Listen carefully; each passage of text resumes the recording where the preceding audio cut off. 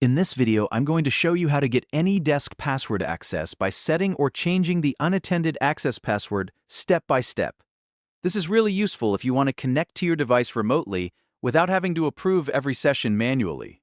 Whether you are setting this up for work, personal use, or remote support, this quick tutorial will walk you through the process clearly and safely. Before we begin, if this video helps you out, please hit the like button and subscribe for more easy software tutorials just like this. It really helps the channel grow, and it means a lot. Alright, let's jump right into it. First, open AnyDesk on your computer. Once the app is open, look for the menu icon and click on it. From the menu, go into Settings. This is where you can manage all of AnyDesk's important options, including security and access permissions.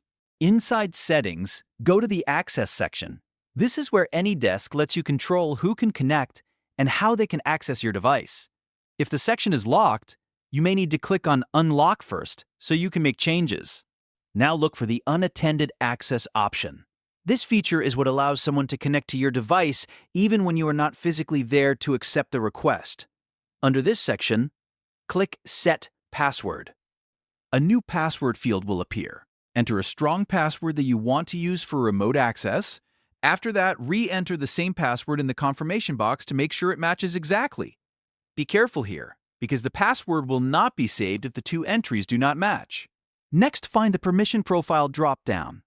Click it and select the permission profile that best fits your needs. This controls what someone can do once they connect, such as viewing the screen, controlling the mouse, or using keyboard input. Choose the profile that matches your intended use. Once everything looks correct, click Apply to save your settings.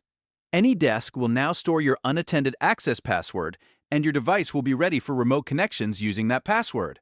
If you ever want to change the password later, just come back to the same access section, unlock it again if needed, and repeat the same steps with your new password. And that's it! You now know how to set or change the AnyDesk password for unattended access. This is one of the easiest ways to make remote access more convenient while still keeping control over your device. If this tutorial helped you, please give it a like, subscribe for more step-by-step tech videos, and I'll see you in the next one.